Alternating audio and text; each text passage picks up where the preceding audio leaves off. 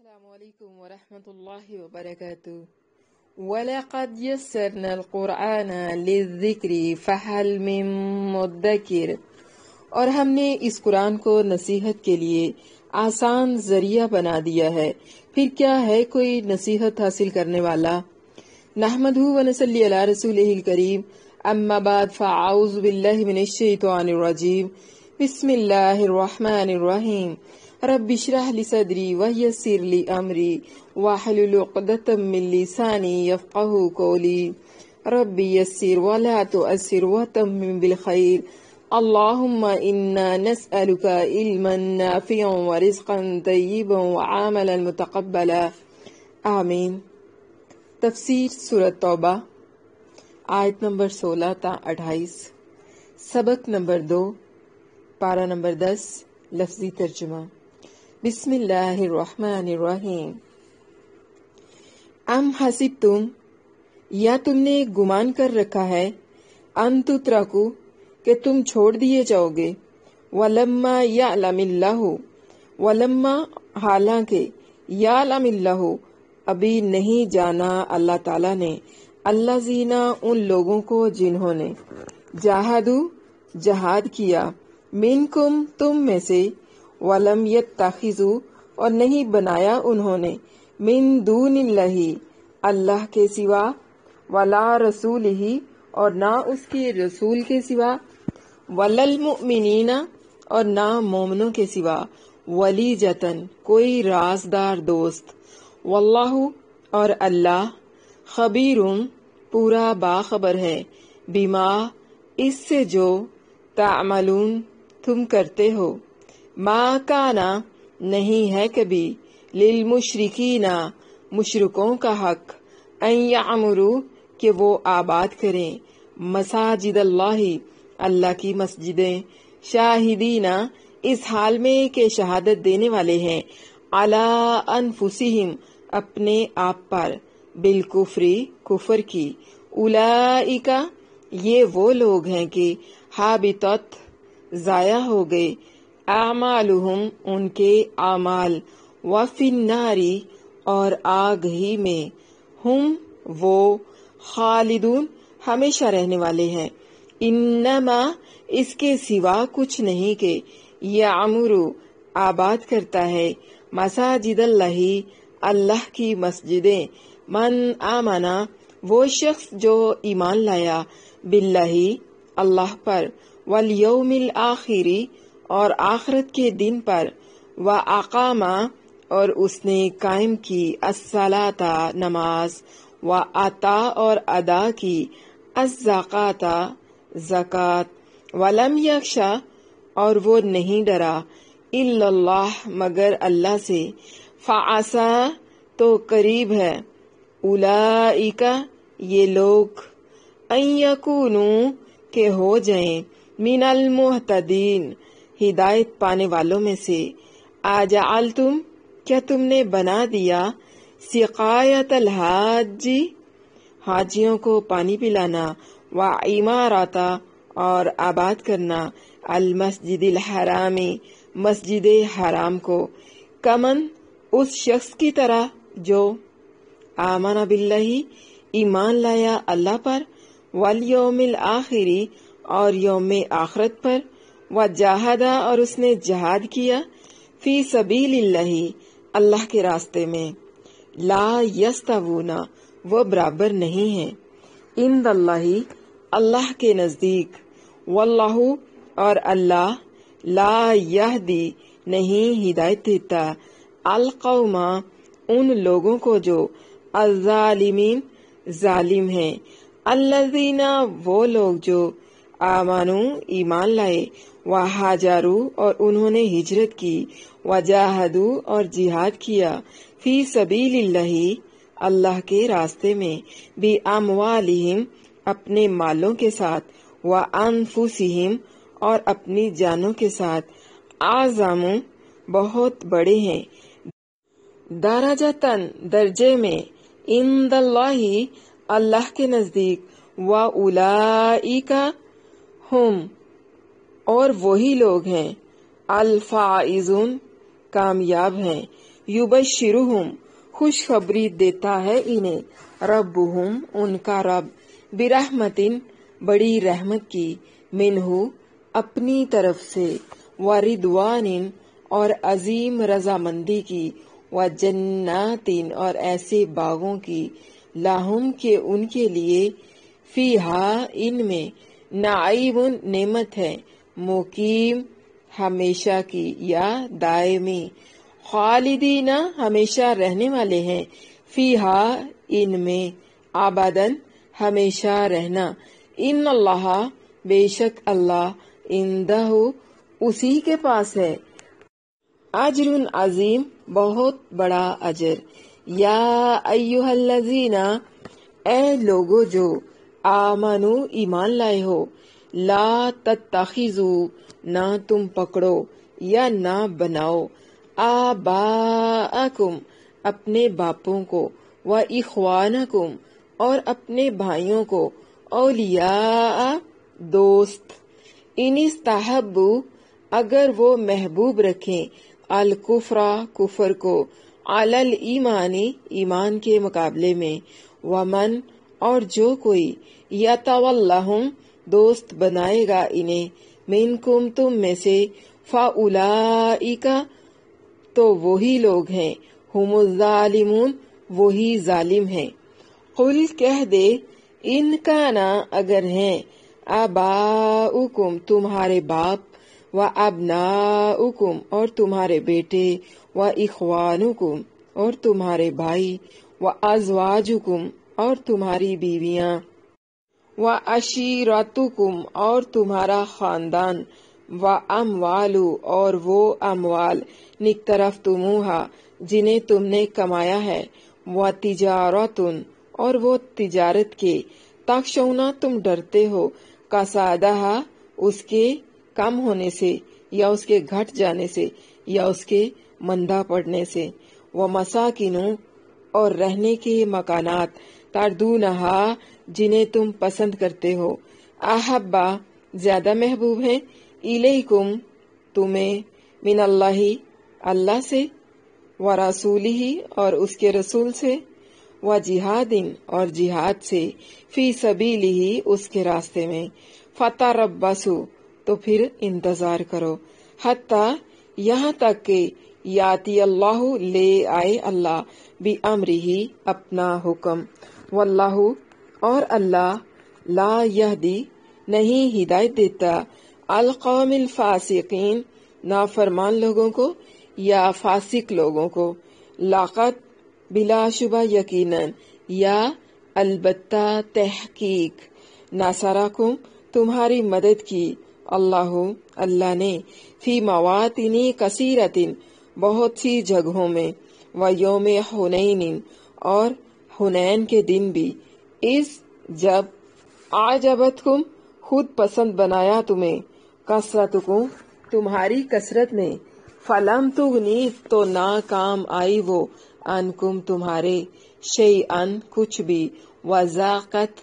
और तंग हो गई, अलैकुम तुम पर, अल अर्दु जमीन, बिमा बावजूद इसके के, राहुबत वो फराख थी, सुम्मा वल्लैतुम फिर लौटे तुम, मुदबिरीन पीठ फेरने वाले, सुम्मा फिर अंज़लल्लाहु नाजिल फरमाई अल्लाह ने, सकीनतहु अपनी सकीनत, अला रसूलिही अपने रसूल पर, व अलल मुमिनीना और ईमान वालों पर, व अंज़ला और उसने उतारे, जुनूदन ऐसे लश्कर के, लम तारौहा तुमने उन्हें नहीं देखा, व अज़्ज़बा और उसने अजाब दिया, अल्लज़ीना उन लोगों को जिन्होंने, काफरू कुफर किया, वज़ालिका और यही है, जज़ाउल काफिरीन काफरों का बदला या काफरों की जजा, सुम्मा फिर यतूबुल्लाहु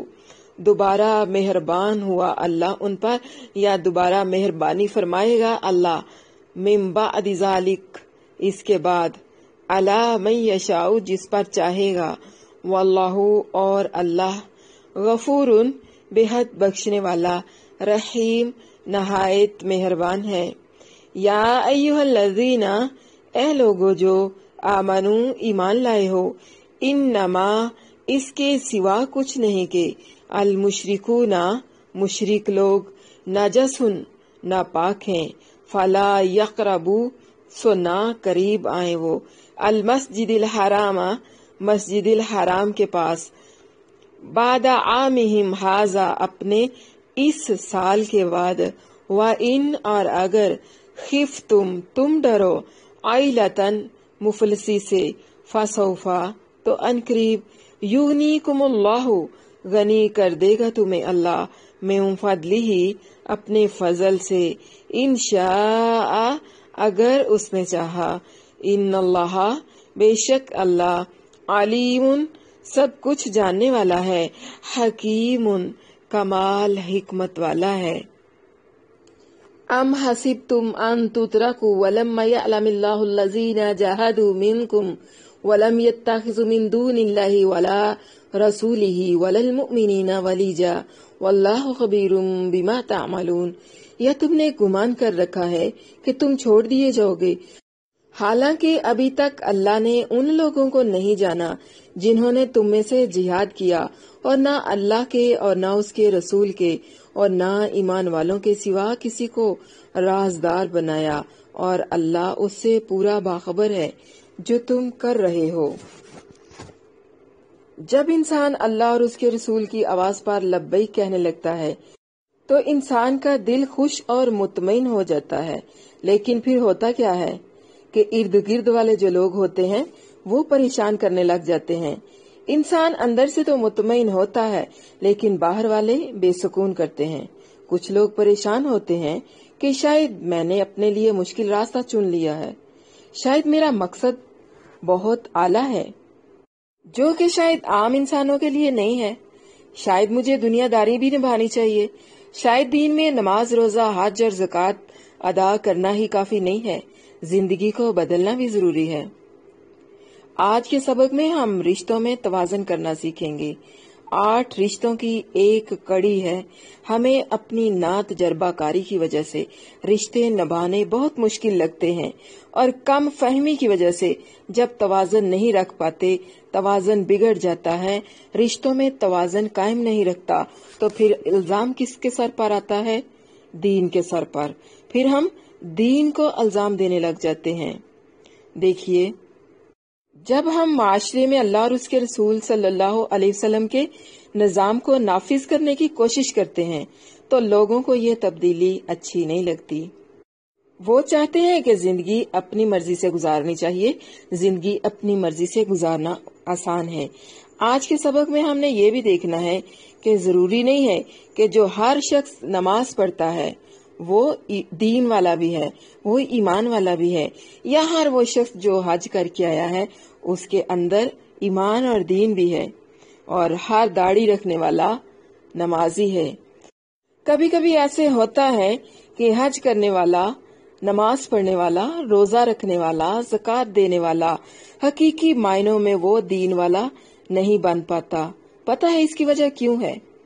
इसलिए कि वो अल्लाह और उसके रसूल सल्लल्लाहु अलैहि वसल्लम के तकाज़ों को पूरा नहीं करता। कोई भी इंसान हकीकी मायनों में ईमान वाला उसी वक्त हो सकता है जब वो अल्लाह और उसके रसूल के तकाज़ों को पूरा करता है। और आज के सबक में मोहब्बतों का इम्तिहान भी है।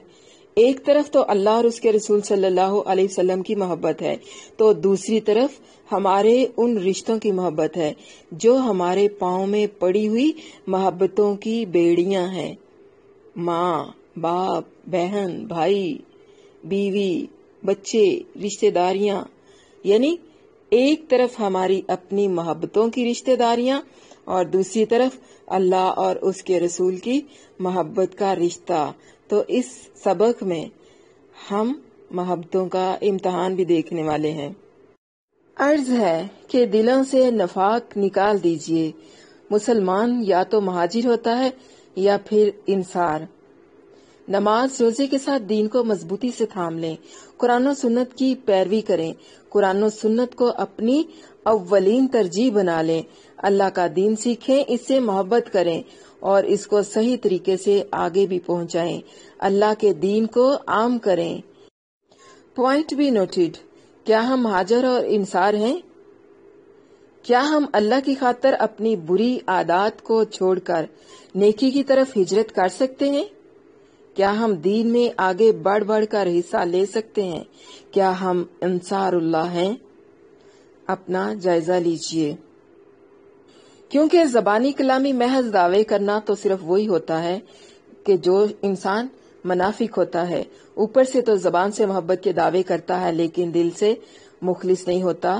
اپنا جائزہ لینا ہے کہ ہماری مساجد کے اندر، ہمارے مدارس کے اندر، ہماری کلاسز کے اندر ہمارا رویہ کیسا ہوتا ہے۔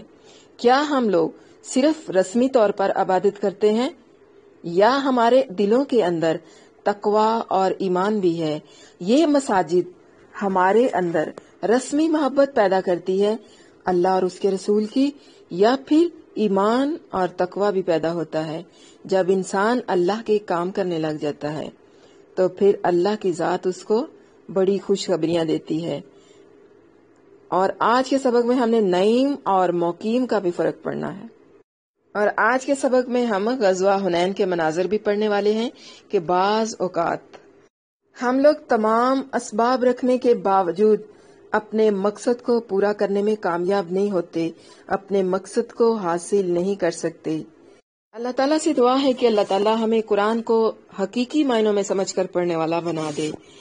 ام حسبتم ان تترکوا ولیجتن ولجا یا علیجو وعدہ سے ہے، جس کا معنی داخل ہونا ہے، یعنی دل کے اندر داخل ہو جانے والا قلبی دوست اور محبوب، جس کے سامنے آدمی اپنے دل کے سارے راز کھول کر رکھ دیتا ہے، جس کے سامنے انسان اپنی کوئی بات نہیں چھپاتا، اپنے سارے دکھ، اپنے سارے سکھ اس کے ساتھ شیئر کرتا ہے۔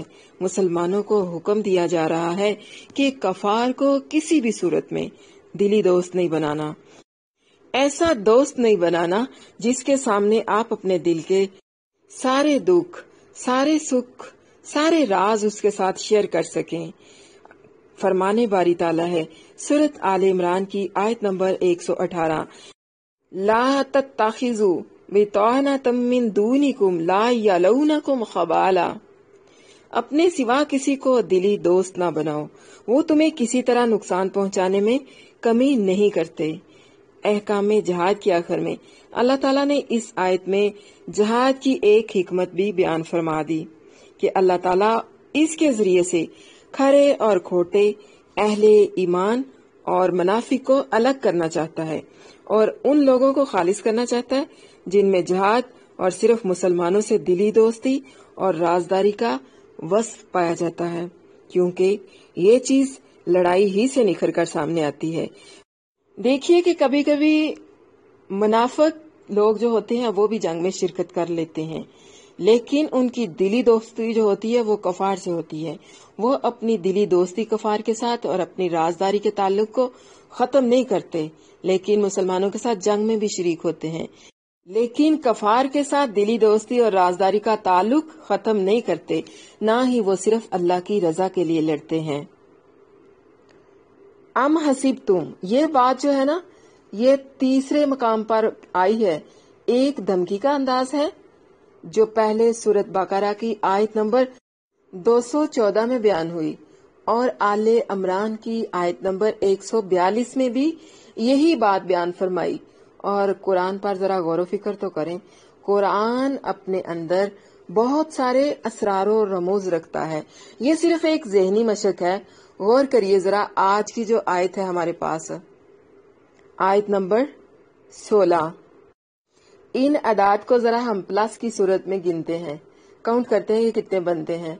سورۃ بقرہ کی آیت نمبر 214، 2 + 1 + 4 برابر کیا آ جائے گا؟ ایکول ہو جائے گا 7۔ اور پھر اس کے بعد دیکھیں آل عمران کی آیت نمبر 142، یعنی اس کے اندر 3 عدد ہیں، 1 + 4 + 2 = 7۔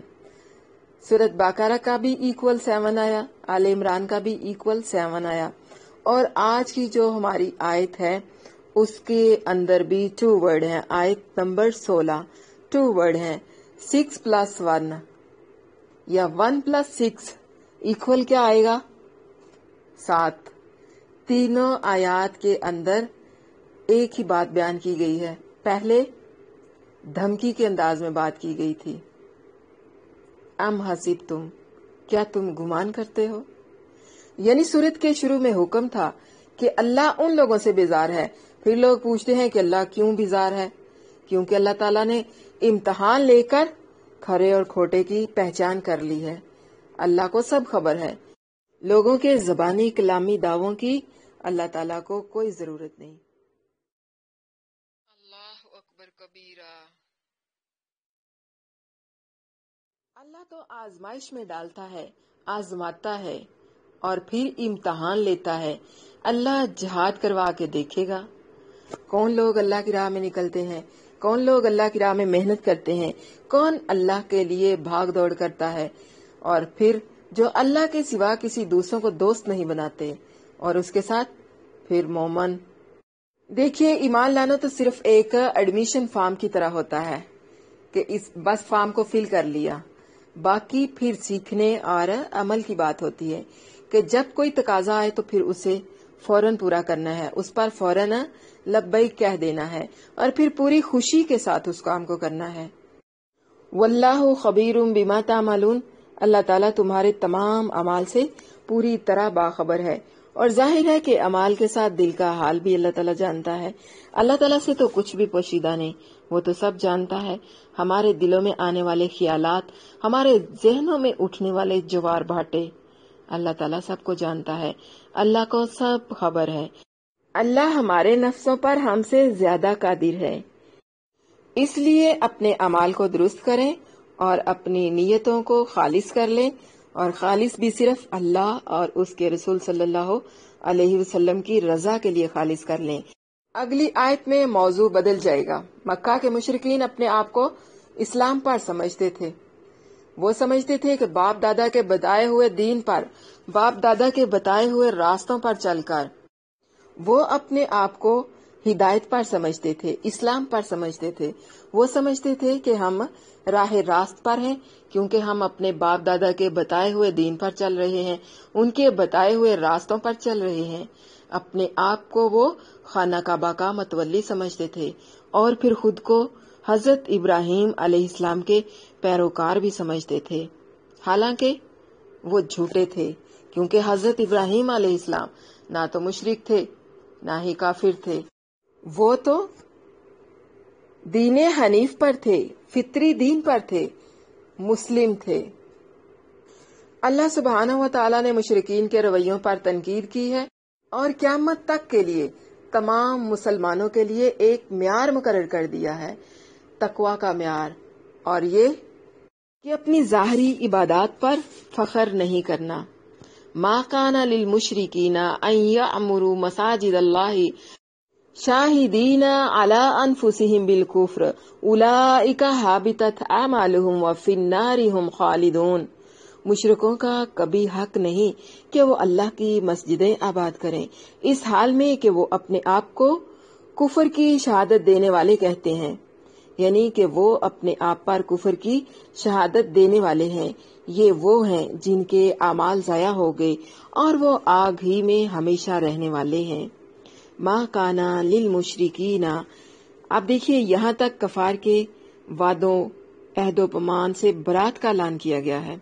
कफार से जिहाद, उसके फवायद और उसकी हिकमतों को बयान किया है। अब यहाँ पर बयान शुरू हो गया है कि अल्लाह ताला की मसाजिद को आबाद करना है, उनकी निगरानी, उनकी तौलियत, उनकी खिदमत मुशरिकीन का किसी सूरत भी हक नहीं बनता, क्योंकि मसाजिद तो खालिस अल्लाह के लिए होती हैं, खालिस अल्लाह के दीन के लिए हैं। जिस तरह के सूरत जिन की आयत नंबर 18 में फरमाने बारी ताला है, व अन्नल मसाजिद लिल्लाहि फला तदऊ मअल्लाहि अहदन, और ये कि बिलाशुबा मस्जिदें अल्लाह के लिए हैं, बस अल्लाह के साथ किसी को मत पुकारो, उसके साथ किसी को शरीक मत ठहराओ, वो अकेला ही माबूद है। ये मसाजिद अल्लाह की हैं, अल्लाह की इबादत के लिए हैं। मसाजिद को आबाद करना है, मसाजिद का हक अदा करना है, मिंबर्स का हक अदा करना है।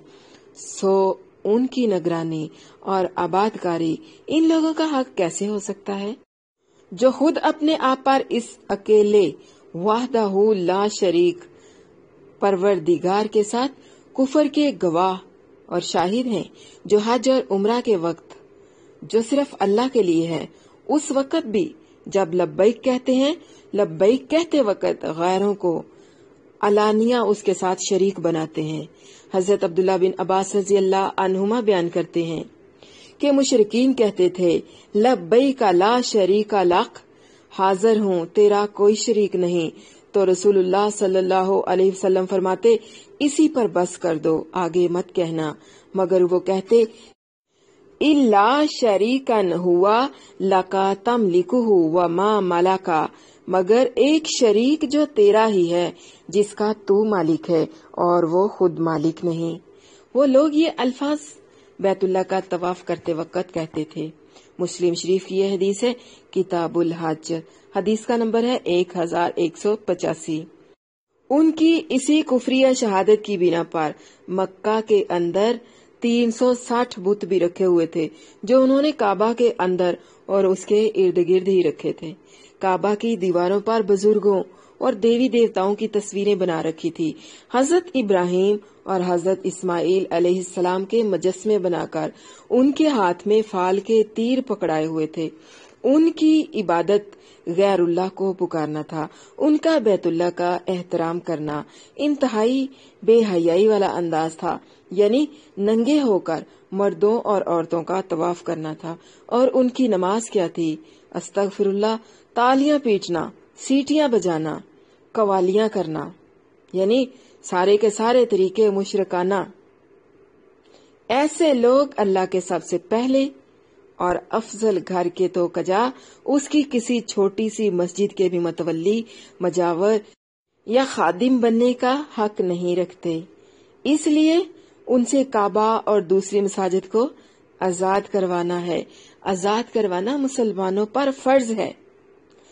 اقبال نے یہاں ایک نہایت نفیس، عمدہ، ایک بہترین سا نقطہ نکالا ہے کہ اللہ تعالیٰ نے مسلمانوں کے لیے پوری زمین کو مسجد بنایا ہے، جیسا کہ فرمایا ہے جُعِلَتْ لِيَ الْأَرْضُ مَسْجِدًا وَطَہُورًا، بخاری شریف کی حدیث ہے، کتاب التیمم، حدیث کا نمبر ہے 335، اور یہی حدیث مسلم شریف کے اندر بھی ہے، اور اس کا نمبر مسلم شریف میں 523 ہے۔ اس لیے مسلمانوں کے لیے غیرت اور ڈوب مرنے کا مقام ہے کہ ان کی مسجدوں پر غیر مسلموں کا قبضہ ہو، نہیں بلکہ یہ ساری مسجد یعنی ساری زمین مسلمانوں کے قبضے میں ہونے چاہیے، اور کفار کو ان مسلمانوں کا ماتحت ہونا چاہیے، اور کجا یہ کہ مسلمانوں کی مساجد پر غیر مسلموں کا قبضہ ہے اور مسلمان یورپن طاقتوں سے ڈرتے ہیں، دب کر رہتے ہیں۔ یہ ایک مسلمان کی غیرت نہیں ہے۔ مسلمان کی غیرت یہ ہے کہ مساجد کو آزاد کروایا جائے۔ مساجد ہی نہیں، روئے ارض کا چپا چپا مسلمانوں کی ملکیت ہے، مسلمانوں کی ملکیت میں آنا چاہیے۔ کفار سمیت کفار بھی مسلمانوں کے ماتحت ہونے چاہیے۔ پوری زمین پر اللہ اور اس کے رسول کا نظام ہونا چاہیے۔ اولئک حبطت اعمالہم، یعنی انہوں نے کچھ نیک کام کیے بھی ہیں، جیسے کہ مسجد حرام اور حاجیوں کی خدمت وغیرہ، تو ان کے شرک کی وجہ سے ان کے سب اعمال ضائع چلے گئے، سب کے سب ان کے عمل عقارت چلے گئے۔ شرک سے تمام اعمال ضائع ہو جاتے ہیں۔ وہ مسجدیں جہاں عبادت کے نام پر شرک کیے جائیں، جس جگہ پر شرک کیا جائے وہ مسجد ہی نہیں ہو سکتی۔ ایسی تمام مساجد اور مدارس جہاں پر شرک کیا جائے، اللہ تعالیٰ اور اس کے رسول صلی اللہ علیہ وسلم کی اطاعت کے مطابق نظام نہ کیا گیا ہو، ایسی مساجد پر چندے لگانا گویا ایسا ہی ہے جیسے ہم کوئی دنیا کا کام کر رہے ہیں۔ مشرکین مکہ فخر اور عزت کے لیے کام کرتے تھے، وہ یہ سب بزنس کی خاطر کرتے تھے، ان کا کاروبار چلتا تھا، ان کو مالی فائدے حاصل ہوتے تھے۔ اللہ نے ان پر کھلے عام تنقید کر دی کہ ایسے لوگوں کے تمام عمل جو ہے وہ ضائع ہو گئے۔ کس وجہ سے؟ پوائنٹ بی نوٹڈ، शिरक करने की वजह से। शिरक करने से तमाम अमाल ज़ाया हो जाते हैं। तो हमारे लिए इसमें अमल का नुक्ता क्या है कि हमने अपना मुहासबा करना है कि क्या हम दीन को उसका हक दे रहे हैं, क्या हम अल्लाह की नेमतों का हक अदा कर रहे हैं, या हम अल्लाह की मसाजिद को आबाद करेंगे। इन्नमा यअमुरु मसाजिदल्लाहि मन आमना बिल्लाहि वल यौमिल आखिरी व अकामस्सलाता व आतज़्ज़काता व लम यख्श इल्लल्लाह फअसा उलाइका अन यकूनु मिनल मुहतदीन। अल्लाह की मस्जिदें तो वही आबाद करता है जो अल्लाह और आखिरत के दिन पर ईमान लाया और उसने नमाज कायम की और ज़कात अदा की और अल्लाह के सिवा किसी से नहीं डरा, तो ये लोग उम्मीद है कि हदायत पाने वालों से होंगे। इन्नमा यअमुरु मसाजिदल्लाहि मन आमना बिल्लाहि। मसाजिद के आबाद करने में क्या आता है? उनकी तामीर, उनमें नमाज के लिए आना, मसाजिद की सफाई का ख्याल रखना, मस्जिद में रोशनी और हवा का मुनासिब इंतजाम रखना, उसकी मरम्मत और निगरानी करना, ये तमाम काम जो है ना वो सब मस्जिदों को आबाद करने में शामिल हैं। और ये सिर्फ उन लोगों का काम है जिनमें खसूसी तौर पर 4 सिफात पाई जाएं। नंबर 1, अल्लाह और यौम आखिरत पर ईमान रखना। नंबर 2, ज़ाहिर में इस अमान की शहादत के लिए नमाज का क़याम। नंबर 3, ज़कात की अदायगी करना। पहला कौन सा था? मन आमना बिल्लाहि वल यौमिल आखिर। दूसरा व अकामस्सलात, और तीसरा व आतज़्ज़कात यानी ज़कात की अदायगी करना। और चौथा कौन सा है? वलम यख्श इल्लल्लाह, किसी से नहीं डरना सवाए अल्लाह के, मतलब अल्लाह के सिवा किसी से भी नहीं डरना। जबकि मुशरिकीन इन 4 सिफात से खाली थे। मुशरिकीन के अंदर इन 4 सिफात में से एक भी सिफ्त नहीं थी, वो आरी थे इन तमाम सिफात से। मसाजिद की तामीर करना, आबादकारी करना, उनका अदबो एहतराम करना, ये एक नहायत ही आला दर्जे का अमल है और एक अफजल तरीन अमल है। अमीरुल मोमिनीन हजरत उस्मान गनी रजी अल्लाह अन्हु से मरवी है कि रसूलुल्लाह सल्लल्लाहु अलैहि वसल्लम ने फरमाया, जो शख्स अल्लाह के लिए कोई मस्जिद बनाए तो अल्लाह ताला जन्नत में उसके लिए उस जैसा घर बनाएगा। ये बुखारी शरीफ की हदीस है, किताबुस सलात, हदीस का नंबर है 450। हजरत अबू हुरैरा रजी अल्लाह अन्हु फरमाते हैं कि रसूलुल्लाह सल्लल्लाहु अलैहि वसल्लम ने फरमाया, अल्लाह ताला के नजदीक तमाम बलाद यानी तमाम जगहों में से सबसे ज्यादा महबूब उनकी मस्जिदें हैं और अल्लाह ताला के यहाँ तमाम जगहों से ज्यादा नापसंदीदा जो चीजें हैं वो हैं बाजार। मुस्लिम शरीफ की यह हदीस है, किताबुल मसाजिद, हदीस का नंबर है 671। देखे ना, लोग बाज उकात दीन पर बाद में अमल करने लगते हैं, लेकिन अपनी मेहनत, सलाहियत और खलूसे नियत की वजह से वो पहले वालों से भी आगे निकल जाते हैं। तो अपने ईमान का जायजा लीजिए। ईमान की सिफात अभी बताई गई है ना, जो अल्लाह पर ईमान लाया और आखिरत पर ईमान लाया, नमाज कायम की, ज़कात दी, अल्लाह के सिवा किसी से नहीं डरे, इन्हीं से ये तवक्को है कि यही राह रास्त पर हैं। हमारी नमाजें कैसी हैं? हम अल्लाह के दीन की खिदमत कैसे करते हैं? नमाज, रोजा, हज, ज़कात का तो हम सबको मालूम है और सब लोग ये चीजें खुशी खुशी कर भी लेते हैं, लेकिन क्या हम सिर्फ अल्लाह से डरते हैं? यानी जिस तरह के अल्लाह से डरने का हक है, हम उस तरह से अल्लाह से डरने के बजाय दूसरों से तो नहीं डरते। अल्लाह एक है, अल्लाह वहदहू ला शरीक है, एक अल्लाह ही इबादत के लायक है और बंदगी यही है कि उसकी बड़ाई का एतराफ किया जाए। मसाजिद को आबाद करने वाले अल्लाह के वली होते हैं। फिर फरमाया, ये नमाजी होते हैं, बदनी इबादत नमाज के पाबंद होते हैं, माली इबादत यानी कि ज़कात भी अदा करने वाले होते हैं। वो अपना भी भला करते हैं और अपने साथ साथ बाकी मखलूक का भी भला चाहते हैं, अल्लाह की रजा चाहते हैं। अल्लाह की रजा के लिए वो दूसरों से हुस्न सलूक करते हैं और सिर्फ अल्लाह से डरते हैं और अल्लाह के सिवा किसी से नहीं डरते। यही लोग हैं जो सराते मुस्तकीम पर हैं, मोहद ईमानदार, कुरान और हदीस के मातहत 5 نمازوں کے پابند، صرف اللہ تعالیٰ کا خوف رکھنے والے، اللہ کے سوا کسی سے نہ ڈرنے والے، اللہ کی بندگی کرنے والے، یہی لوگ راہ راست پر ہیں اور یہی لوگ کامیاب اور بامقصد زندگی گزارنے والے ہیں۔ اجعلتم سقایۃ الحاج وعمارۃ المسجد الحرام کمن آمن باللہ والیوم الآخر وجاہد فی سبیل اللہ لا یستوون عند اللہ واللہ لا یہدی القوم الظالمین۔ کیا تم نے حاجیوں کو پانی پلانا، مسجد حرام کو آباد کرنا اس جیسا بنا دیا ہے جو اللہ اور یوم آخرت پر ایمان لایا اور اس نے اللہ کے راستے میں جہاد کیا؟ یہ اللہ کے ہاں برابر نہیں ہے اور اللہ ظالم لوگوں کو ہدایت نہیں دیتا۔ یہ آیت جہاد کی فضیلت ثابت کرتی ہے۔ اجعلتم سقایۃ الحاج، اس آیت کے مخاطب کون ہیں؟ مشرکین اور مسلمان دونوں ہی ہیں، کیونکہ مشرکین کعبہ کی خدمت، تولیت اور حاجیوں کو شربت اور پانی پلانے پر بہت فخر کرتے تھے، اور مسلمان بھی اس کو سب سے اعلیٰ سمجھتے تھے۔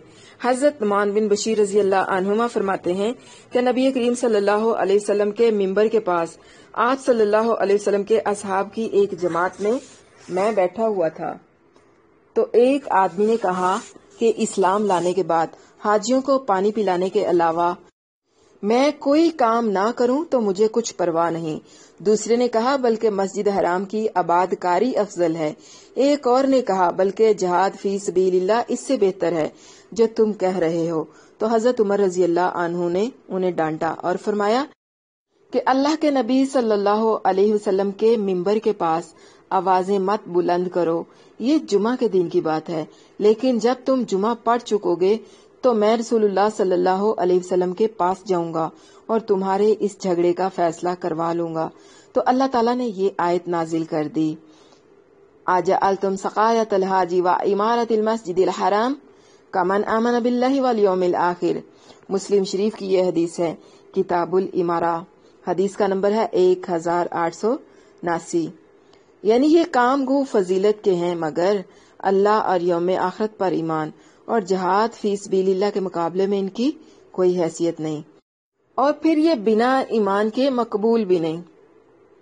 واللہ لا یہدی القوم الظالمین، شرک ہی سب سے بڑا ظلم ہے، شرک ظلم عظیم ہے، پھر جو اس پر اصرار کرے، اسی پر ڈٹا رہے، اسی پر چلتا رہے، تو پھر ایسے ظالم کو اللہ تعالیٰ صراط مستقیم پر کس طرح چلا سکتا ہے؟ اس ظالم انسان کو سیدھی راہ کیسے نصیب ہو سکتی ہے؟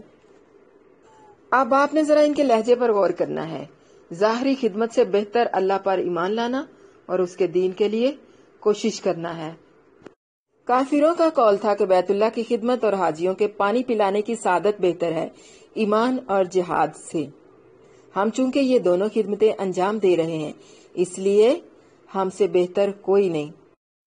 اللہ نے ان کا فخر، غرور اور حق سے تکبر اور منہ پھیرنے کے بارے میں فرمایا کہ میری آیتوں کی تمہارے سامنے تلاوت ہوئی اور تم مجھ سے بے پرواہی سے منہ موڑ کر اپنی بات چیت میں مشغول رہتے ہو، پس تمہارا گمان بیجا، تمہارا غرور غلط، تمہارا فخر کرنا نامناسب ہے۔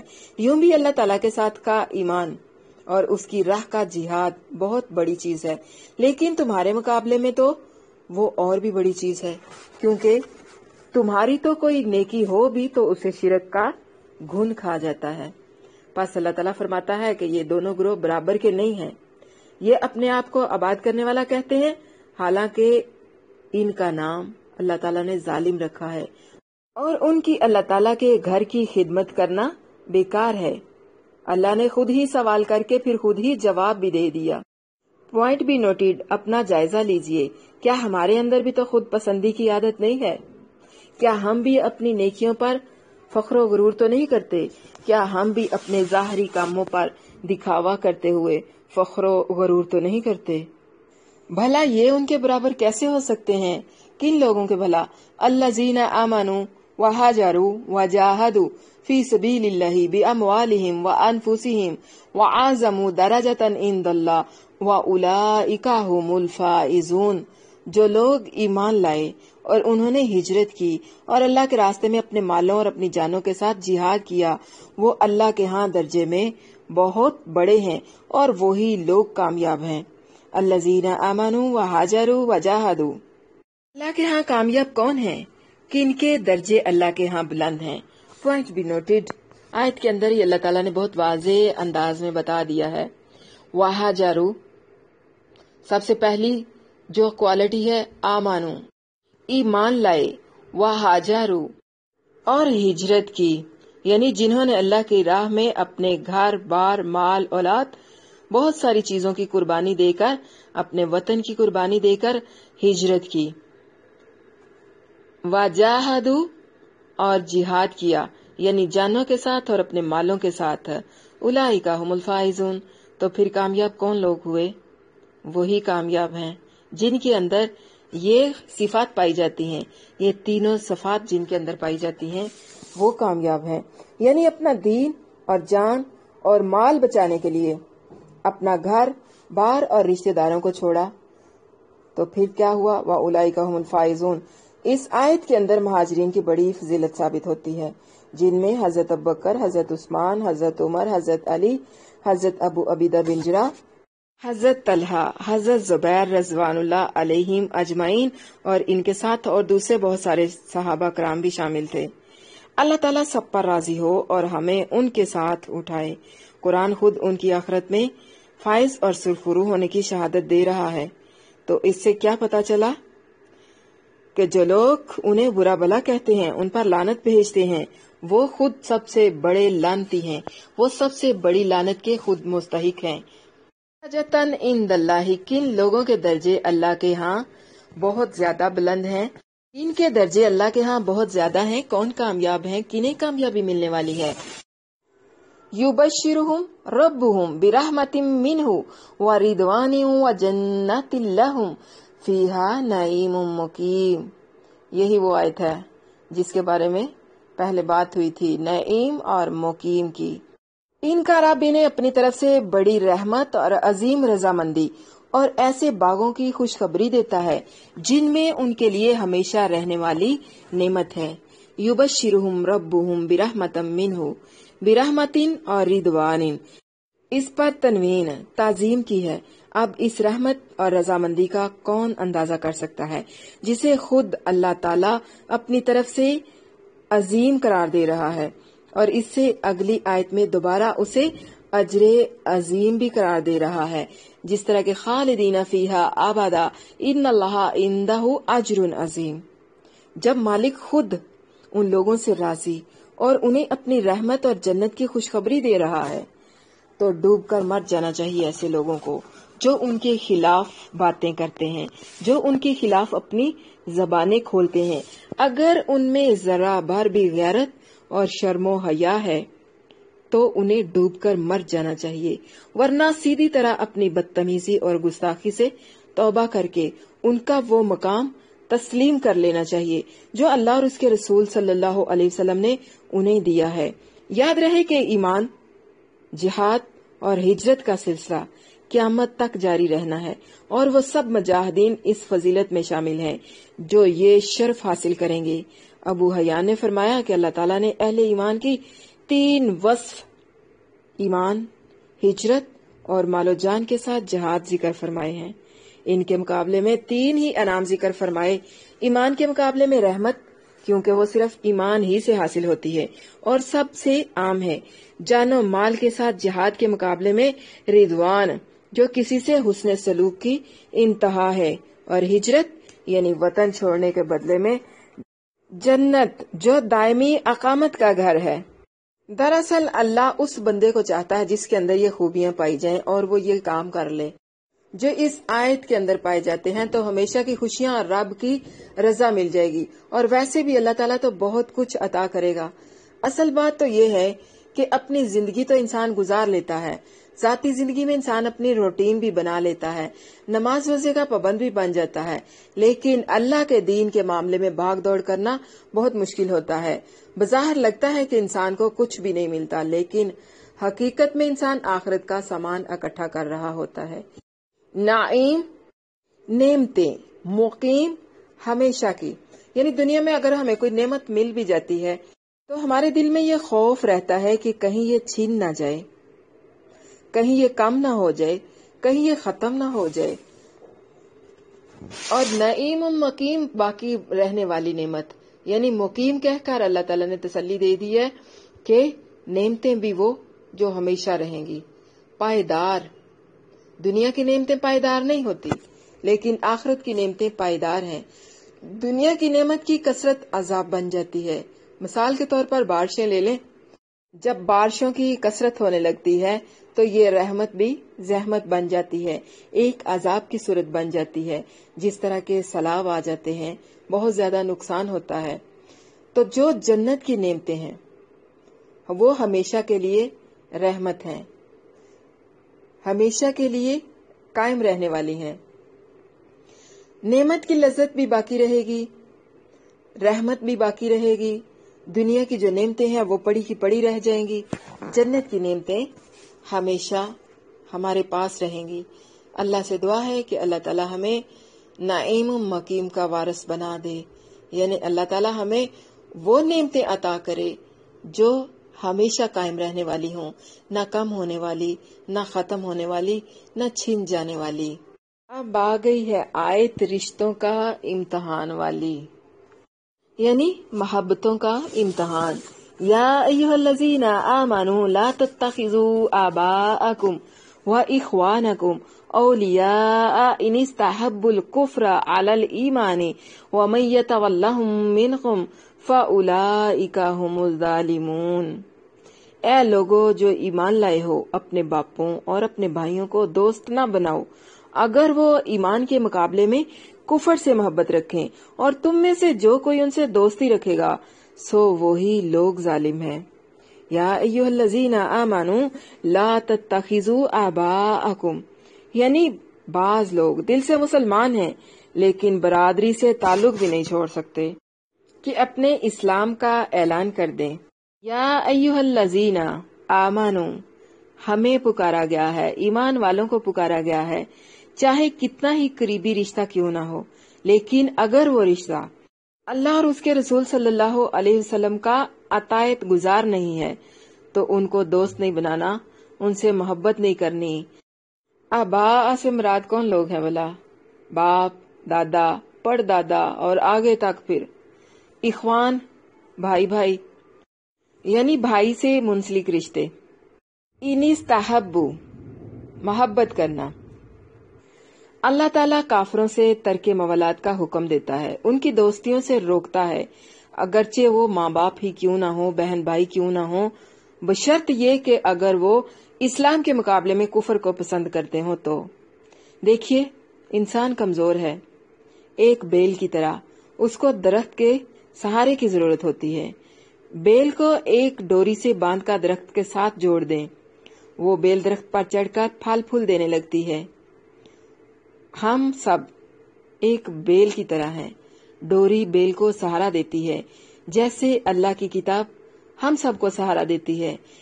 درخت اصل رابطہ اور تعلق ہے جس سے ہمارا اللہ کے ساتھ تعلق مضبوط ہوگا. انسان کمزور ہے، ہم صرف اسی وقت مضبوط ہوں گے جب اللہ کا ساتھ ہمارے ساتھ مل جائے گا.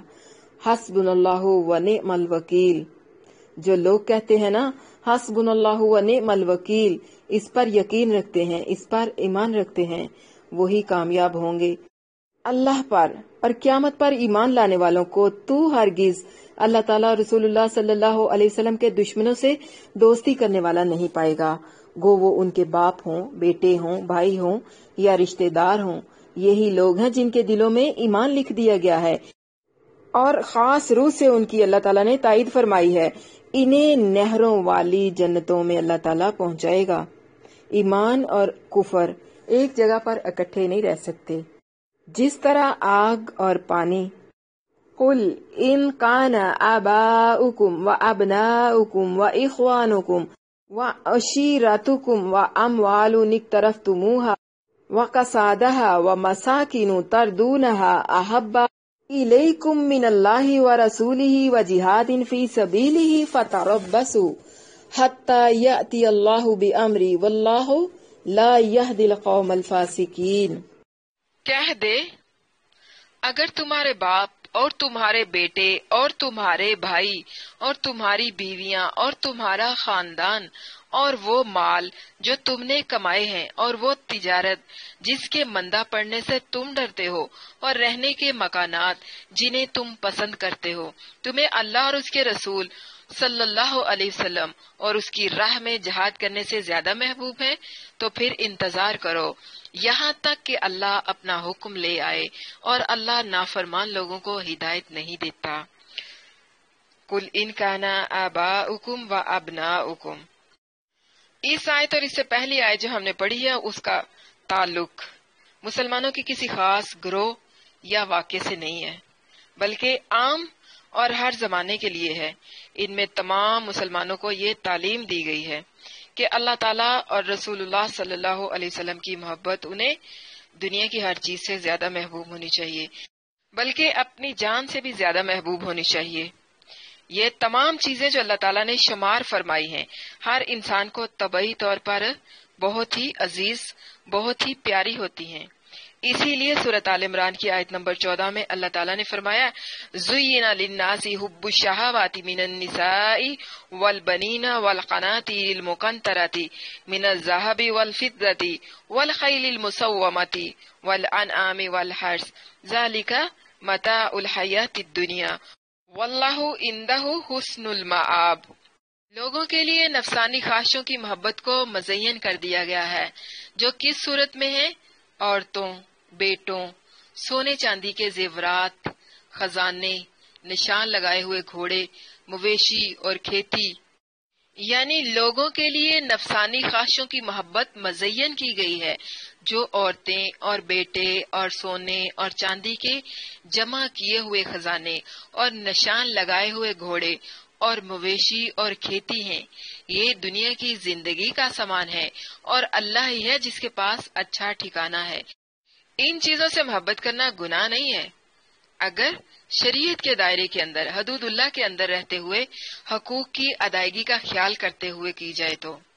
اللہ تعالیٰ کی طرف سے تقاضا صرف یہ ہے کہ ان میں سے کسی چیز کی محبت اللہ اور اس کے رسول صلی اللہ علیہ وسلم سے اور اس کے راستے میں جہاد سے بڑھ کر نہیں ہونی چاہیے۔ پیمانہ اس کا یہ ہے کہ اگر کبھی ایسا ہو جائے کہ ایک طرف اللہ اور اس کا رسول صلی اللہ علیہ وسلم ہو، مطلب یہ کہ اللہ اور اس کے رسول صلی اللہ علیہ وسلم کا حکم ہو اور اسلام کی خاطر جہاد کرتے ہوئے سب کچھ قربان کر دینے کی ضرورت ہو، اور دوسری طرف ماں باپ اور رشتہ دار، اقارب، دوستیاں، محبتیں، مطلب ان میں سارے ہی آ جاتے ہیں نا رشتے، بیٹے بیٹیاں، بیوی، دنیا کے ہر تعلقات یا مفادات اور خطرات اس کی راہ میں رکاوٹ بن رہے ہو تو مسلمان کا فرض کیا ہے؟ مسلمان کا فرض ہے کہ وہ ہر شخص اور ہر مصلحت سے بے پرواہ ہو کر اللہ تعالیٰ اور رسول صلی اللہ علیہ وسلم کے حکم کی پیروی کرے، اور کوئی دنیاوی مفاد یا خطرہ ایسا نہیں ہونا چاہیے جو اسے اللہ کا حکم ماننے اور اس کی راہ میں جہاد کرنے سے روک دیں، ورنہ اللہ تعالیٰ کی طرف سے کسی بھی وقت عذاب آ سکتا ہے۔ یہی مضمون جس کو نبی کریم صلی اللہ علیہ وسلم نے بار بار واضح فرمایا ہے۔ رسول اللہ صلی اللہ علیہ وسلم نے فرمایا مجھے قسم ہے اس ذات کی جس کے ہاتھ میں میری جان ہے، تم میں سے کوئی شخص اس وقت تک مومن نہیں ہو سکتا جب تک میں اسے اس کی جان سے بھی زیادہ محبوب نہ ہو جاؤں۔ بخاری شریف کی یہ حدیث ہے، کتاب الایمان۔ حضرت انس رضی اللہ عنہ اس کے راوی ہیں، حدیث کا نمبر ہے 15۔ عبداللہ بن حشام رضی اللہ عنہ فرماتے ہیں کہ ہم رسول اللہ صلی اللہ علیہ وسلم کے ساتھ جا رہے تھے اور حضرت عمر رضی اللہ عنہ کا ہاتھ آپ صلی اللہ علیہ وسلم کے ہاتھ میں تھا۔ حضرت عمر رضی اللہ عنہ نے کہا آپ صلی اللہ علیہ وسلم مجھے دنیا کی ہر چیز سے زیادہ پیارے ہیں سوائے اپنی جان کے۔ آپ صلی اللہ علیہ وسلم نے فرمایا نہیں، اس ذات کی قسم جس کے ہاتھ میں میری جان ہے، جب تک کہ میں تجھے تیری جان سے بھی زیادہ پیارا نہ ہو جاؤں، عزیز نہ ہو جاؤں۔ عمر رضی اللہ عنہ نے عرض کی اب آپ مجھے میری جان سے بھی زیادہ عزیز ہیں۔ فرمایا اب اے عمر تیرے ایمان کا معاملہ درست ہوا۔ بخاری شریف کی یہ حدیث ہے، کتاب الایمان، حدیث کا نمبر ہے 6632۔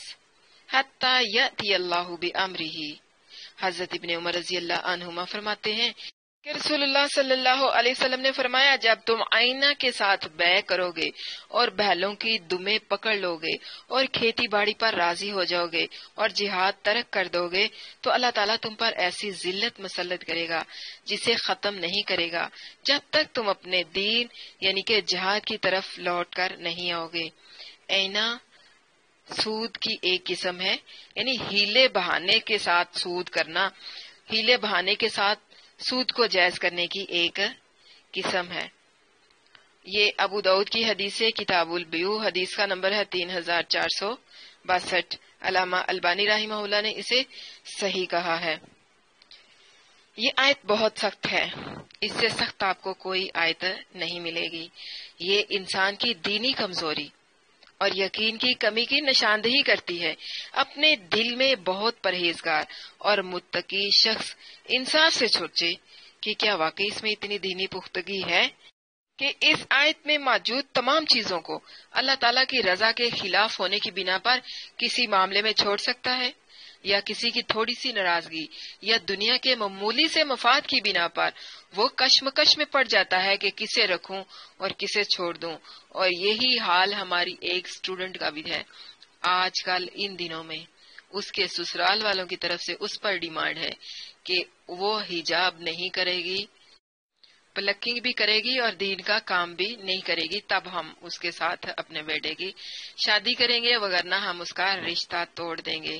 تو یہی کیفیت، یہی چیز جو ہے یہاں پر ثابت ہوگا کہ ہم کس کو ترجیح دیتے ہیں، اللہ اور اس کے رسول صلی اللہ علیہ وسلم کے احکامات کو یا پھر اپنے ان رشتوں کو۔ انہی رشتوں کی وجہ سے اور ایسی ہی صورتحال میں انسان کشمکش میں پڑ جاتا ہے کہ کسے رکھوں اور کسے چھوڑوں۔ پھر اکثر یہی ہوتا ہے کہ اس کی بیوی، اولاد، دوستیاں، رشتہ داریاں، معاشرے اور مفاد اور تجارتی مفاد کے تقاضے ہی اللہ کے دین کے تقاضوں پر غالب آتے ہیں۔ لَقَدْ نَصَرَكُمُ اللَّهُ فِي مَوَاطِنَ كَثِيرَةٍ وَيَوْمِ حُنَيْنٍ إِذْ أَعْجَبَتْكُمْ كَثْرَتُكُمْ فَلَمْ تُغْنِ عَنْكُمْ شَيْئًا وَضَاقَتْ عَلَيْكُمُ الْأَرْضُ بِمَا رَحُبَتْ ثُمَّ وَلَّيْتُمْ مُدْبِرِينَ۔ بلا شبہ یقیناً اللہ نے بہت سی جگہوں میں تمہاری مدد فرمائی، اور حنین کے دن بھی جب تمہاری کثرت نے تمہیں خود پسند بنا دیا، پھر وہ تمہارے کچھ کام نہ آئی اور تم پر زمین تنگ ہو گئی باوجود اس کے کہ وہ فراخ تھی، پھر تم پیٹ پھیرتے ہوئے لوٹ گئے۔ ثم انزل اللہ سکینتہ علی رسولہ وعلی المؤمنین وانزل جنودا لم تروها وعذب الذین کفروا وذلک جزاء الکافرین۔ پھر اللہ نے اپنی سکینت اپنے رسول پر اور ایمان والوں پر نازل فرمائی اور وہ لشکر اتارے جو تم نے نہیں دیکھے، اور ان لوگوں کو سزا دی جنہوں نے کفر کیا، اور یہی کافروں کی جزا ہے۔ لَقَدْ نَصَرَكُمُ اللَّهُ فِي مَوَاطِنَ كَثِيرَةٍ۔ اب یہاں سے آج کے سبق کا آخری ٹاپک جو ہے نا وہ شروع ہوگا۔ مسلمانوں کے دماغوں سے جو غلط فہمی تھی وہ نکالی جا رہی ہے، یعنی غزوہ حنین کا موقع۔ سورت کا ایک اہم موضوع جو ہے وہ پورا ہو گیا ہے۔ یہ آیت رمضان 8 ہجری تک نازل ہوئی تھی۔ اب اگلی آیات کا تعلق سورت کی پہلی 6 آیات سے ہے۔ وہاں غزوہ بدر کی فتح کی خوبیاں تھی، یہاں حنین کے جھٹکے ہیں۔ لَقَدْ نَصَرَكُمُ اللَّهُ فِي مَوَاطِنَ كَثِيرَةٍ، یعنی بدر سے لے کر حنین تک کئی موقعوں پر اللہ تعالیٰ کی مدد آئی۔ کبھی انسان اس بات پر خوش ہونے لگتا ہے کہ ہم اب اکثریت میں ہیں، اب ہماری تعداد بہت زیادہ ہو گئی ہے، اب ہم بہت زیادہ مضبوط ہو گئے ہیں۔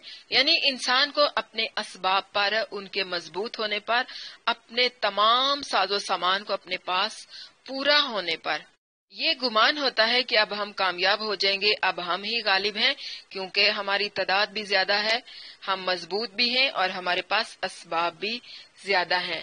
لیکن کبھی کبھی یہ تمام چیزیں ہونے کے باوجود بھی انسان اپنے مقصد کو نہیں پا سکتا، انسان اپنا مقصد حاصل نہیں کر سکتا، اپنے مقصد میں ناکام ہو جاتا ہے۔ یہی چیز یہاں پر دکھائی گئی ہے، یہی چیز یہاں پر بتائی گئی ہے ان آیات کے اندر۔ دیکھیے، پہلے بدر میں اللہ تعالیٰ نے اپنے انعامات کے تذکرے کیے، جہاد کی ترغیب، کفار سے دوستی ترک کرنے کی تلقین، اور دنیا کی ہر چیز پر اللہ اور اس کے رسول صلی اللہ علیہ وسلم اور جہاد فی سبیل اللہ کی ترجیح کا حکم۔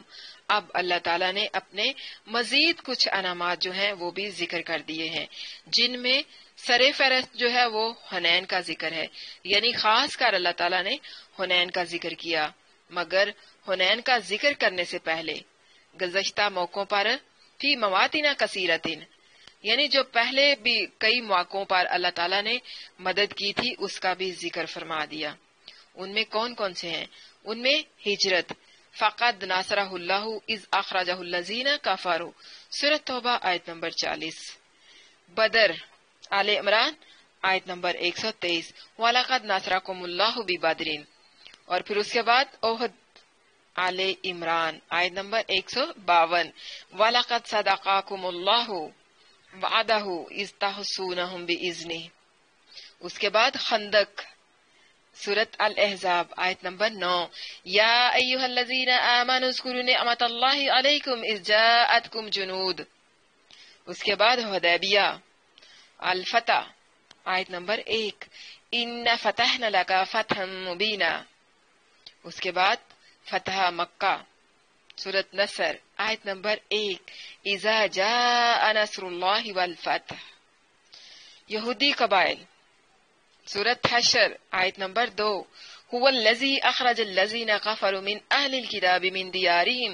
لاول الحشر، اور منافقین سے معاملات وغیرہ اس کے اندر شامل ہیں، اور سب کا ذکر قرآن و حدیث میں مختلف مقامات پر موجود بھی ہے، مگر ان کو یہاں بطور تمہید ذکر فرما کر اصل تذکرہ حنین کے دن کیے جانے والے انعام کا فرمایا ہے، اور پھر اس کی وجہ بھی بیان فرمائی۔ حنین مکہ معظمہ اور طائف کے درمیان ایک وادی کا نام ہے، وہاں فتح مکہ رمضان 8 ہجری کے ایک ماہ بعد شوال 8 ہجری میں مسلمانوں کی حوازن، ثقیف، بنو جشم، بنو سعد اور بعض دوسرے قبائل سے جنگ ہوئی تھی۔ وَيَوْمَ حُنَيْنٍ إِذْ أَعْجَبَتْكُمْ كَثْرَتُكُمْ، نبی صلی اللہ علیہ وسلم کے ساتھ 10,000 کا لشکر تو ان مہاجرین اور انصار کا تھا جو فتح مکہ کے لیے آپ صلی اللہ علیہ وسلم کے ساتھ مدینہ آئے تھے، اور 2,000 آدمی آپ کے ساتھ اہل مکہ میں سے شامل ہو گئے تھے۔ اس طرح مسلمانوں کا کل لشکر 12,000 لڑنے والوں پر مشتمل تھا، جبکہ اس کے مقابلے میں دشمن کی تعداد صرف 4,000 کے قریب تھی۔ اس پر بہت سے مسلمان جو تھے وہ عجیب خود پسندی، یعنی ایک قسم کے فخر و غرور میں مبتلا ہو گئے، حتیٰ کہ بعض نے کہا آج ہم قلت تعداد کی وجہ سے مغلوب نہیں ہوں گے۔ یہ کلمہ اللہ تعالیٰ کو پسند نہ آیا۔ حضرت جابر رضی اللہ عنہ بیان کرتے ہیں کہ جب ہم وادی حنین کی طرف چلے تو ہم تہامہ کی وادیوں میں سے ایک وادی میں اترے۔ وادی بڑی وسیع و عریض تھی، اس میں اوپر نیچے ٹیلے اور چھوٹی چھوٹی ڈھلوانی پہاڑیاں تھی۔ ہم اوپر چڑھتے اور نیچے اترتے ہوئے آگے کی جانب بڑھتے اور لڑکتے جا رہے تھے۔ ابھی صبح کا اندھیرا تھا، دشمن ہمارے لیے مختلف گھاٹیوں، کناروں اور تنگ گزرگاہوں میں پورے اتفاق اور مقابلے کی تیاری کے ساتھ چھپے بیٹھے تھے۔ اللہ کی قسم ہمیں اترتے اترتے پتہ ہی نہ چلا کہ دشمن نے مل کر اس طرح حملہ کیا جیسے ایک آدمی کرتا ہے۔ دوسری روایت اس طرح سے ہے کہ وہ زبردست نشانہ باز تھے، انہوں نے تیروں کی بوچھاڑ کر دی، لوگ شکست کھا کر واپس پلٹے، وہ بھاگے جاتے تھے اور کوئی کسی کو مڑ کر نہیں دیکھتا تھا۔ تو رسول اللہ صلی اللہ علیہ وسلم دائیں طرف ایک جگہ ہو گئے، پھر فرمایا لوگو میری طرف توجہ کرو، میری طرف آؤ، میں رسول اللہ ہوں، میں محمد بن عبداللہ ہوں۔ کہیں سے جواب نہیں آ رہا تھا، اونٹ ایک دوسرے پر گرتے پڑتے بھاگ رہے تھے، لوگ ادھر ادھر نکل گئے سوائے مہاجرینوں انصار کے ایک گروہ اور آپ صلی اللہ علیہ وسلم کے خاندان کے لوگوں کے، جو زیادہ نہیں تھے۔ حضرت ابوبکر صدیق اور حضرت عمر رضی اللہ عنہما آپ کے ساتھ ڈٹے رہے۔ آپ کے خاندان والوں میں سے حضرت علی بن ابو طالب، حضرت عباس بن عبد المطلب، ان کے بیٹے فضل، ابو سفیان بن حارث اور ایمن بن عبید جو ایمن کے بیٹے تھے، اور اسامہ بن زید رضوان اللہ علیہم اجمعین تھے۔ مسند احمد کی یہ حدیث ہے، حدیث کا نمبر ہے 15,027، اور یہ جو حدیث ہے یہ حسن ہے۔ حضرت ابن عباس رضی اللہ عنہما بیان کرتے ہیں کہ میری آواز بڑی بلند تھی، اس وجہ سے اللہ تعالیٰ کے رسول صلی اللہ علیہ وسلم نے مجھے حکم دیا، اے عباس کیکر کے درخت والوں کو آواز دو۔ چنانچہ میں نے بلند آواز سے پکارا کہ کیکر تلے بیت رضوان کرنے والے کہاں ہیں؟ اللہ کی قسم ان لوگوں نے جب میری آواز سنی تو وہ ہم حاضر ہیں کہتے ہوئے اس طرح دوڑے جس طرح گائے اپنے بچے کی طرف دوڑتی ہے۔ حضرت ابن عباس رضی اللہ عنہما فرماتے ہیں کہ اس کے بعد رسول اللہ صلی اللہ علیہ وسلم نے کنکر پکڑے اور دشمن کی طرف پھینکے۔ اس کے ساتھ ہی رسول اللہ صلی اللہ علیہ وسلم نے فرمایا، محمد کے رب کی قسم صلی اللہ علیہ وسلم وہ شکست کھا گئے۔ مسلم شریف کی یہ حدیث کتاب الجہاد ہے، غزوہ حنین کا تذکرہ باب ہے اور حدیث کا نمبر ہے 1775۔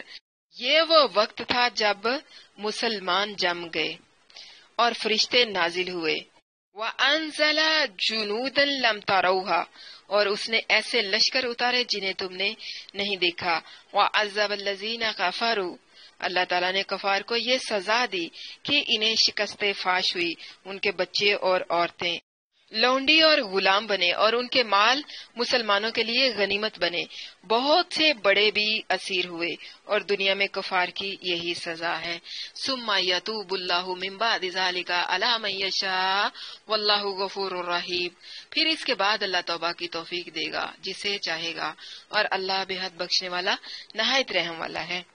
ثم یتوب اللہ من بعد ذلک علی من یشاء، غزوہ حنین کے تقریباً 20 دن بعد حوازن کے باقی لوگ مسلمان ہو کر جرانہ کے مقام پر نبی کریم صلی اللہ علیہ وسلم کی خدمت میں حاضر ہوئے۔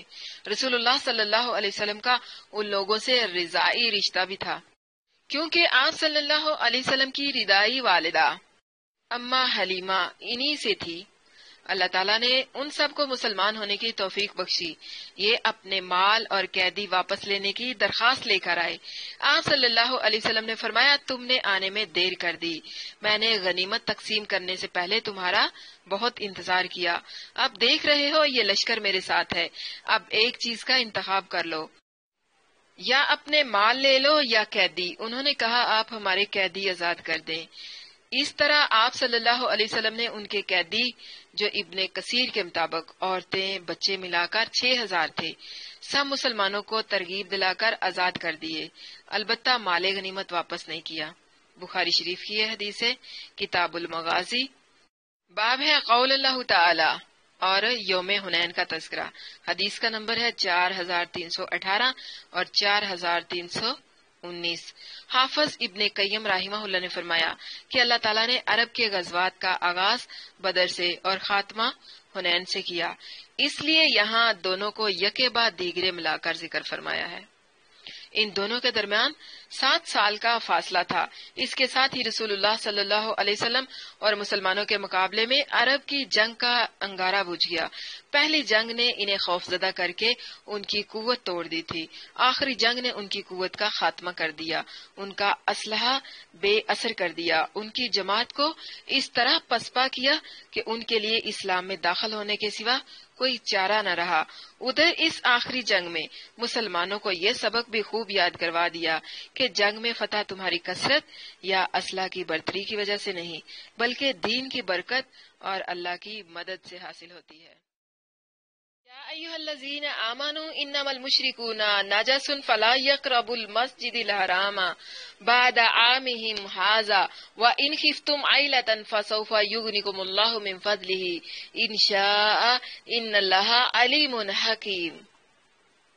اے لوگو جو ایمان لائے ہو، بات یہ ہے کہ مشرک لوگ ناپاک ہیں، پس وہ اپنے اس سال کے بعد مسجد حرام کے قریب نہ آئیں، اور اگر تم کسی قسم کے فقر سے ڈرتے ہو تو اللہ جلد ہی تمہیں اپنے فضل سے غنی کر دے گا اگر اس نے چاہا، بے شک اللہ سب کچھ جاننے والا کمال حکمت والا ہے۔ ناجسن یہ مصدر ہے، کہا جاتا ہے ناجاسا ناجاسن و کازارا کازارن، یعنی عین اور نون، گندا، ناپاک اور پلید ہونا۔ گویا تمام مشرک اتنے ناپاک اور گندے اور پلید ہیں کہ یوں سمجھو کہ وہ سراسر نجاست اور گندگی ہیں۔ ناپاک ہونے سے مراد یہ ہے کہ وہ عقائد اور اعمال اور اخلاق کے لحاظ سے گندے ہیں۔ ان کی نجاست معنوی نجاست ہے، بدن کا ناپاک ہونا مراد نہیں کہ اسے ہاتھ لگنے یا اس کے ہاتھ لگانے سے کوئی چیز پلید ہو جاتی ہے۔ اس لیے اہل کتاب کی عورتوں سے نکاح کرنا، انہیں لونڈی اور غلام بنا کر خدمت لینا جائز ہے۔ اور یہ بھی ثابت ہے کہ رسول اللہ صلی اللہ علیہ وسلم نے ایک مشرک عورت کے مشکیزوں کا پانی پیا۔ بخاری شریف کی یہ حدیث ہے 3571 نمبر پر۔ اور آپ صلی اللہ علیہ وسلم نے خیبر کے یہودیوں کی دعوت بھی تو قبول فرمائی تھی۔ بخاری شریف کی یہ حدیث ہے، حدیث کا نمبر ہے 2617۔ اس سے ثابت ہوتا ہے کہ ان کا ہاتھ یا جسم لگنے سے کوئی چیز ناپاک یا پلید نہیں ہوتی۔ ویسے اگر دیکھا جائے تو مشرک بدنی طور پر بھی طہارت کا اہتمام نہیں کرتے، نہ استنجا کرتے ہیں، نہ غسل جنابت، نہ زیر ناف بالوں کی صفائی، اور نہ ہی کسی نجاست سے اجتناب کرتے ہیں۔ پھر خنزیر کھانا، سگریٹ پینا، شراب پینا، زنا کرنا ان کی عام عادت تھی۔ مشرک جتنا بھی صاف ستھرا ہو، فرانس کی بنی ہوئی کوئی خوشبو جتنی بھی لگا لے، اس کے جسم اور کپڑوں سے بدبو ختم نہیں ہوگی۔ مسلمان جتنا بھی میلا کچیلا ہو، اس سے اس قسم کی بدبو کبھی نہیں آئے گی، بشرط یہ کہ وہ نماز پڑھتا ہو۔ اگر نماز ہی نہیں پڑھتا تو مشرک کا اور اس کا معاملہ ایک جیسا ہی ہے۔ یہ عام مشاہدے کی بات ہے، اس لیے کفار کو مسلمان ہونے سے پہلے غسل کی تاکید کی جاتی ہے۔ اللہ تعالیٰ نے مشرکوں کو ناپاک قرار دے کر آئندہ کے لیے مسجد حرام کے قریب آنے سے بھی منع فرما دیا۔ جیسا کہ پہلے گزرا ہے، 9 ہجری میں رسول اللہ صلی اللہ علیہ وسلم نے اعلان کروایا کہ اس سال کے بعد کوئی مشرک حج کرنے نہیں آئے گا۔ قریب آنے سے ممانعت کا صاف مطلب یہ ہے کہ غیر مسلم کا پورے حرم مکہ میں داخلہ منع ہے۔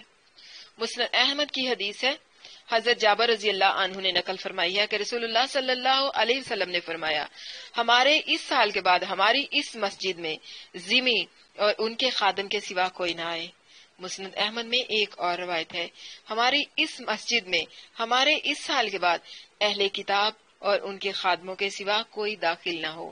مگر یہ دونوں روایتیں جو ہیں ثابت نہیں ہیں، یہ دونوں روایتیں ضعیف ہیں۔ حسن بصری رحمہ اللہ نے حضرت جابر رضی اللہ عنہ سے نہیں سنا، اور 2 راوی اشعث بن سوار اور شریک ضعیف ہیں، اس لیے کسی بھی غیر مسلم کو حرم مکہ میں داخلے کی اجازت نہیں ہے۔ بلکہ اپنی آخری وصیت میں آپ صلی اللہ علیہ وسلم نے مشرکین اور یہود و نصارہ کو جزیرہ عرب ہی سے نکال دینے کا حکم دیا تھا۔ اس وصیت کے مطابق امیر المؤمنین حضرت عمر رضی اللہ عنہ نے یہود و نصارہ کو بھی جزیرہ عرب سے نکال دیا۔ مسجد حرام کے سوا دوسری مسجد میں غیر مسلم داخل ہو سکتا ہے، جیسا کہ نبی کریم صلی اللہ علیہ وسلم نے بعض مشرکوں کو اپنی مسجد میں آنے کی اجازت دی، اور سمامہ کو مسجد کے ستون سے باندھنے کا واقعہ تو بہت ہی مشہور ہے، سمامہ بن اسال رضی اللہ عنہ کا۔ وَإِنْ خِفْتُمْ عَيْلَةً، غیر مسلموں کی سال بھر تجارت، حج اور عمرہ کے لیے آمد و رفت بند ہونے سے وہ سامان تجارت جو وہ لایا کرتے تھے اور دوسرے مالی فوائد جو ان کی آمد سے اہل مکہ کو حاصل ہوتے تھے لازماً ختم ہوتے تھے۔ اللہ تعالیٰ نے اس اندیشے کو رفع کرنے اور مسلمانوں کو تسلی دینے کے لیے یہ الفاظ نازل فرمائے کہ تجارت اور کاروبار کی بندش کی فکر مت کرو، اللہ تعالیٰ چاہے گا تو تمہیں ضرور غنی کر دے گا، وہ سب کچھ جانتا ہے۔ یہ تو اس کے لیے کوئی بات ہی نہیں ہے کہ وہ مسلمانوں کو کیسے غنی کرتا ہے، مگر اس کا ہر کام ایک پر حکمت طریقے پر مبنی ہوتا ہے۔ جیسے کہ اس کے بعد فتوحات کا وہ سلسلہ شروع ہوا کہ کیسر و کسرا کے خزانے مسلمانوں کے ہاتھ آئے اور وہ سب اللہ کے فضل سے غنی ہو گئے۔ پھر حج عمرہ کرنے والے مسلمانوں کی اتنی کثرت ہوئی کہ اہل مکہ کے لیے فقر کا مسئلہ ہی نہیں رہا۔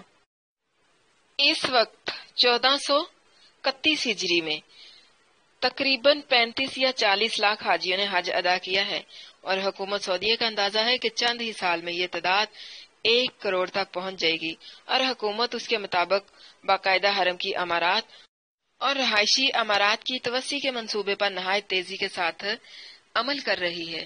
انشاءاللہ یہ بطور شرط نہیں بلکہ بات کو پختہ کرنے کے لیے ہے، کیونکہ ہر معاملہ اللہ کی مشیت پر موقوف ہے۔ آج کا سبق پڑھ کر فکر لگ گئی ہے کہ ہم کہاں ہیں۔ یاد رکھیں اپنی ذات پر کبھی بھی فخر نہ کریں، خود پر کبھی بھی گمنڈ نہ کریں، اپنے آپ کو کبھی بھی خاص نہ سمجھیں۔ فتح اور شکست ہمیشہ اللہ کی طرف سے ہے، مدد بھی ہمیشہ اللہ کی طرف سے ہے۔ جس کو اللہ کے کام کرنے کا موقع مل گیا سمجھ لو وہ اللہ کی رحمتوں میں ہے۔ آپ بہتر ہیں کہ اللہ نے آپ کو اپنے دین کے لیے چنا ہے، اپنے قرآن اور اس کی تفسیر کے لیے چنا ہے۔ شیطان کے دھوکے میں نہیں آنا، اپنی پوری کوشش کرنی ہے، کسی موقع کو ضائع نہیں کرنا، قرآن کو پورے دل کے ساتھ سیکھنا ہے، اپنی نیت کو ٹھیک رکھنا ہے، نیت کے اندر خلوص پیدا کرنا ہے۔ اللہ تعالیٰ اس کے ذریعے سے ہمارے درجات بلند کرے گا۔ اس میں ہمارے لیے عمل کا نقطہ کیا ہے کہ ہم نے اپنا محاسبہ کرنا ہے، اور اس کے ساتھ ساتھ ہم نے کیا کرنا ہے، ایک ترازو بنائے، اس کے ایک پلڑے میں اللہ اور اس کے رسول صلی اللہ علیہ وسلم کی محبت رکھیں، اور دوسرے پلڑے میں رشتوں کو رکھیں، اور پھر دیکھیں کہ کس کا پلڑا بھاری ہے۔ وما علینا الا البلاغ المبین۔ سبحان ربک رب العزت عما یصفون والسلام علی المرسلین والحمد للہ رب العالمین۔ رب اغفر وارحم وانت خیر الراحمین، وصلی اللہ وسلم وبارک علی نبینا محمد وعلی آلہ واصحابہ اجمعین، آمین ثم آمین یا رب العالمین۔ اب آپ لوگوں میں سے اگر کسی نے اپنے سبق کے بارے میں کوئی سوال پوچھنا ہے